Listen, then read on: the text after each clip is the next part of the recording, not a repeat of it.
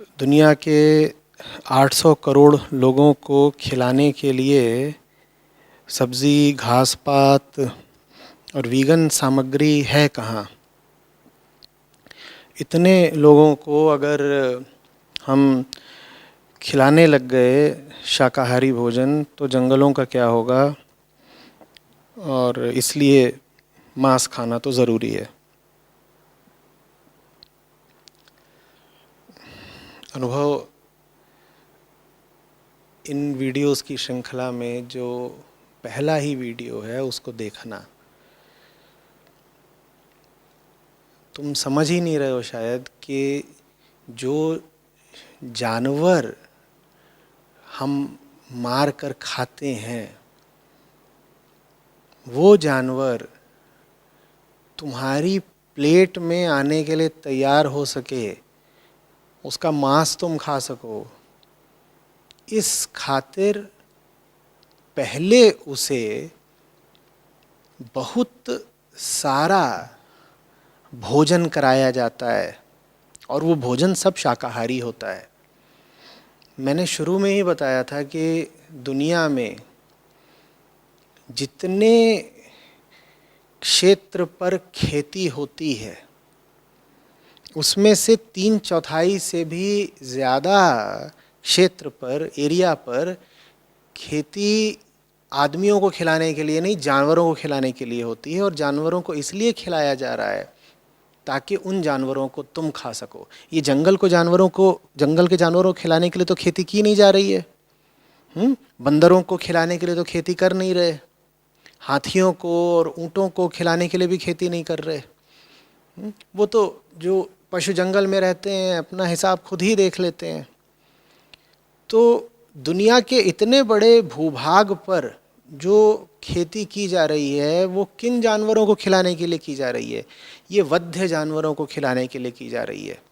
भक्ष्य जानवरों को, जिनको तुम मार के खाना चाहते हो, जिनको कृत्रिम रूप से तुम स्लॉटर हाउसेस में रखते हो, बड़े बड़े एनिमल फार्म्स में रखते हो और फिर वहाँ उनको खिलाते हो ताकि उनका मांस बढ़े और फिर वो मांस तुम्हारी प्लेट पर आ सके। समझ में आ रही है बात?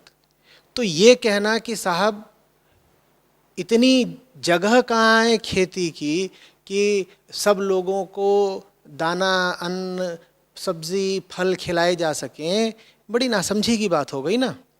जगह तो बहुत है, खेती के लिए जगह तो बहुत है, पर उस जगह का इस्तेमाल आदमियों को अन्न खिलाने के लिए किया ही नहीं जा रहा। 3/4 से ज़्यादा खेती दुनिया में की जा रही है जानवरों को खिलाने के लिए ताकि उन जानवरों का मांस तुम खा सको। एक बार इंसान ने उन जानवरों का मांस खाना बंद कर दिया तो बताओ क्या होगा? ये होगा कि वो सारी ज़मीन जिसका इस्तेमाल हो रहा था जानवरों के लिए चारा और अन्न उपजाने के लिए, उस ज़मीन का अब तुम इस्तेमाल कर सकते हो इंसान के लिए भोजन पैदा करने हेतु।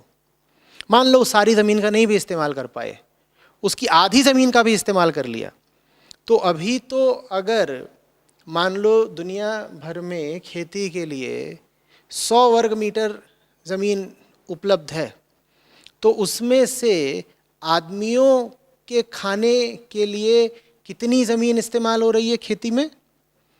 अधिक से अधिक 23-25 वर्ग मीटर। 70-77 वर्ग मीटर किसके लिए इस्तेमाल हो रही है? मांस के लिए, कि ये जो इसमें से पैदा होगा वो जानवर को खिलाओ, फिर उसका मांस आदमी को खिलाओ। अगर मांस खाना तुम बंद कर दो तो ये 77 वर्ग मीटर, 77% ज़मीन मुक्त हो जाएगी, उपलब्ध हो जाएगी। उसमें से आधी भी अगर तुमने इस्तेमाल कर ली आदमियों के लिए खेती करने के लिए, तो सोचो कितनी सारी ज़मीन मिल जाएगी। अब बताओ कि आदमियों को खिलाने के लिए अन्न की कोई कमी पड़ने वाली है? तो ये बात बहुत भ्रांतिपूर्ण है कि अगर दुनिया में सब लोग शाक पत्ते ही खाने लग गए तो कहाँ से आएंगे शाक पत्ते?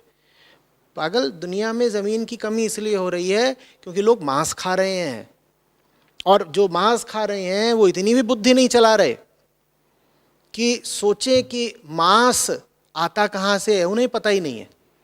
वो तो सोचते हैं हमने खरीद लिया, वो ऐसे ही आसमान से टपका था मांस या किसी पेड़ पे लगा होगा मांस।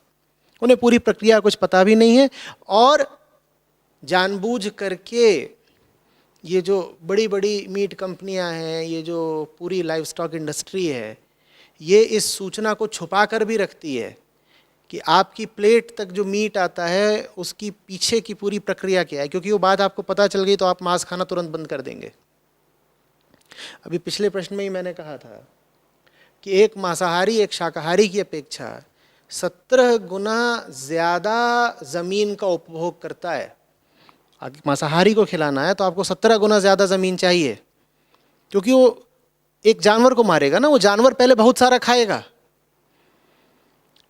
आपके सामने 1 किलो अन्न आया और 1 किलो मांस आया, उस 1 किलो मांस को आप तक, आपकी प्लेट तक लाने में पहले 10 से 20 किलो अन्न खिलाया गया था उस जानवर को। तो बहुत सारी ज़मीन चाहिए ना 10-20 किलो अन्न पैदा करने के लिए, ताकि उस जानवर को खिला सके। शाकाहारी को तो 1 किलो ही खाना है, तो 17 गुना ज़्यादा ज़मीन लगती है।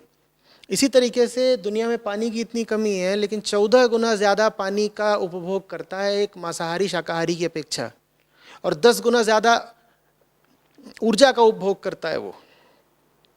तो अब मुझे बताओ कि ये समस्या है कि अगर सब लोग शाकाहारी या वीगन हो गए तो ज़मीन और संसाधन कहाँ से आएंगे, या हकीकत ये है कि अगर इस 800 करोड़ की आबादी को पालना है, सस्टेनेबल तरीके से पालना है, तो उपाय ही सिर्फ एक है कि सब शाकाहारी हो जाएं। समझ में आ रही है बात? जानते हो दुनिया में कुल खाने की जो कमी है, जिसकी वजह से मेल नरिशमेंट हो जाता है, कुपोषण हो जाता है, लोगों को खाने को नहीं मिल रहा है, अभी भी दुनिया के कुछ हिस्से हैं जहां पर कुपोषण से मृत्यु भी हो जाती है। दुनिया भर में अन्न की, भोजन की कुल कमी सिर्फ 40 मिलियन टन की है। कितने की? सिर्फ 40 मिलियन टन की है। और जानते हो मांस के लिए जिन जानवरों को पैदा और बड़ा किया जाता है उनको हम 760 मिलियन टन खाना खिला देते हैं। 760 मिलियन टन भोजन जानवरों को खिलाया जा रहा है, जबकि दुनिया में कुपोषण की कुल जितनी समस्या है वो मिट जाए अगर सिर्फ 40 मिलियन टन खाना इंसानों के पास पहुंच जाए। तो दुनिया में ये जो भूख से मौतें हो रही हैं और कुपोषण से लोग अविकसित या अर्धविकसित रह जा रहे हैं, उसका भी सबसे बड़ा कारण मांसाहारी लोग हैं। तुम्हारे मांसाहार के लिए जो अन्न किसी गरीब के पास पहुंचना चाहिए था, वो अन्न पहुंच गया बकरे और गाय और भैंस के पास, ताकि तुम उसको मार के खा सको। समझ में आ रही बात?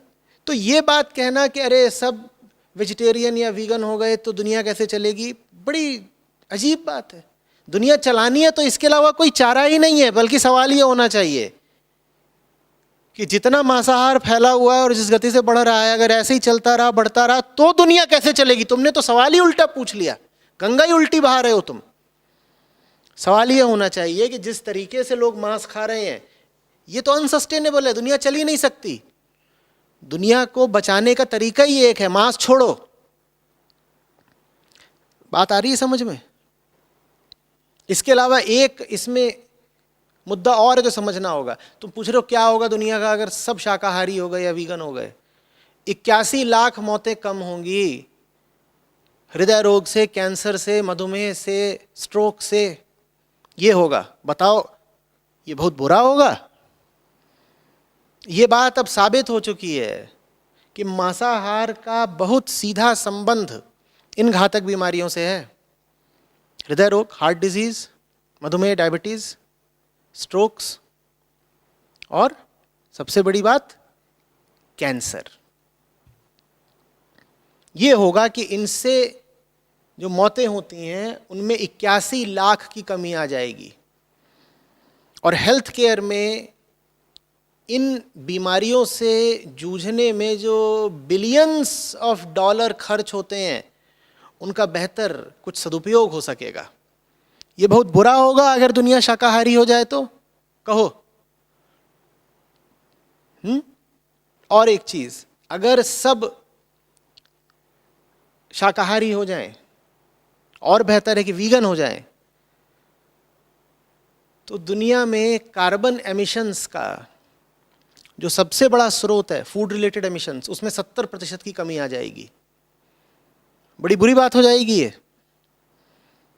क्लाइमेट चेंज के लिए जो कारण सबसे ज़्यादा उत्तरदायी है वो यही है, डेयरी इंडस्ट्री, मीट इंडस्ट्री, दुग्ध पदार्थों का सेवन और मांस का सेवन। इसी से सबसे ज़्यादा ग्लोबल वार्मिंग है। ये बात आपको पता नहीं लगने दी जाती, ये बात आपसे छुपा के रखी जाती है। ना तो टीवी चैनल इस विषय में कोई सूचना देते, कोई डॉक्यूमेंट्री दिखाते, ना अखबार इन चीज़ों पे कुछ छापते हैं, ना ये जो इतनी सारी न्यूज़ वेबसाइट्स वगैरह हैं इस मुद्दे पे कुछ बोलती हैं, क्योंकि बड़े निहित स्वार्थ छुपे हुए हैं मांसाहार के पीछे। तो ये बात आपको शायद पता नहीं है, लेकिन climate change, anthropogenic global warming का सबसे बड़ा कारण मांसाहार ही है। दूसरे वैज्ञानिकों ने कहा नहीं, सबसे बड़ा नहीं है, नंबर 2 का है। तो या तो सबसे बड़ा है या सबसे बड़े 2 कारणों में से एक है ये फूड। आप किस तरह का खाना खा रहे हैं। सिर्फ अपना भोजन बदल करके आप क्लाइमेट चेंज मिटिगेशन में सहयोगी हो सकते हैं। कुछ नहीं करना है, भोजन बदल दीजिए, क्या खा रहे हो वो बदल दो, आपका जो कार्बन फुटप्रिंट है वो कम हो जाएगा। तो अगर सब शाकाहारी हो गए तो 70% कमी आएगी जो फूड रिलेटेड एमिशंस हैं उनमें। कहो बहुत बुरा हो जाएगा ये, पर तुमने तो बड़े खौफ से पूछा है, क्या होगा सर अगर सब लोग वीगन हो गए? बहुत अच्छा होगा भाई, और बहुत अच्छा ही भर नहीं होगा, उसके अलावा कोई चारा भी नहीं है इस पृथ्वी के पास। अगर उस मार्ग को हम नहीं स्वीकार कर रहे तो फिर हम महाविनाश के मार्ग को स्वीकार कर रहे हैं।